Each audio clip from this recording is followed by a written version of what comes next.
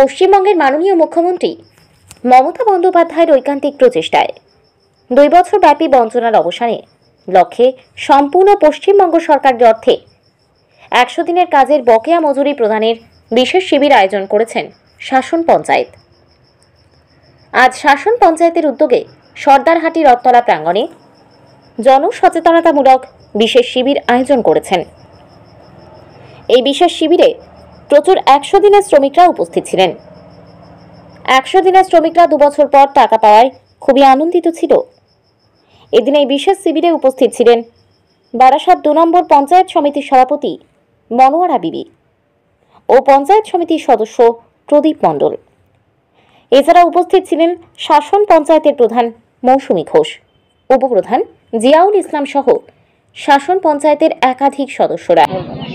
প্রথমেই পশ্চিমবঙ্গ সরকারকে আমি ধন্যবাদ দেব, কারণ আমাদের 2 নম্বর ব্লক পঞ্চায়েত সমিতির থেকে, কারণ যে আজকে 2 বছর মানুষের দিনমজুরি যারা খেটে খায় তারা কি 2 বছর সহ্য করতে পারে?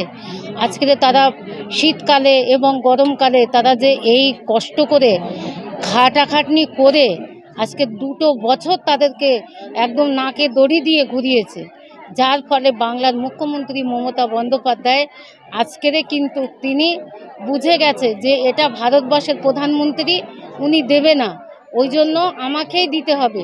ওই জন্য আমাদের এই 24-এ বাজেটে পাশ করলেন যে আমরা 25 তারিখ থেকে আমরা এই বাংলার খেটে খাওয়া মানুষ, তার যেহেতু বাংলার মুখ্যমন্ত্রী মমতা বন্দ্যোপাধ্যায় জন্ম থেকে মৃত্যু পর্যন্ত মানুষের ভাবনা ভাবে, সেই জন্য আজকের এই 100 দিনের কাজের টাকাটা তারা ফান্ড থেকেই তিনি দিচ্ছে।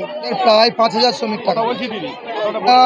ধন্যবাদ জানাবো রাজ্য সরকারকে, তিনি এই গরিব খেটে খাওয়া মানুষ, মেহনতি মানুষ, তাদের দিন আনতে বান্দা পুরো সে সমস্ত মানুষ তারা টাকা পেয়ে তারা দুহাত ভরে আশীর্বাদ করছে রাজ্য সরকার।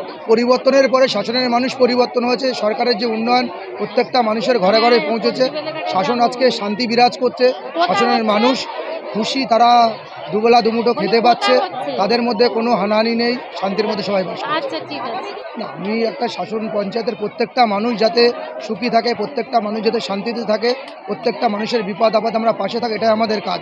যারা শ্রমিকরা যারা কাজ টাকা পেয়েছে তাদেরকে আমরা অন্তর থেকে ধন্যবাদ জানাবো, কারণ তারা দীর্ঘদিনের যে প্রতীক্ষার অবসান হয়েছে, তারা যেভাবে দিন গুজরাচ্ছিল কষ্টের মধ্যে, আজকে টাকা পেয়েছে, আমরাও মন থেকে খুব খুশি তারা টাকাটা পাচ্ছে। আমার নাম জিয়াউল ইসলাম, শাসন পঞ্চায়েত।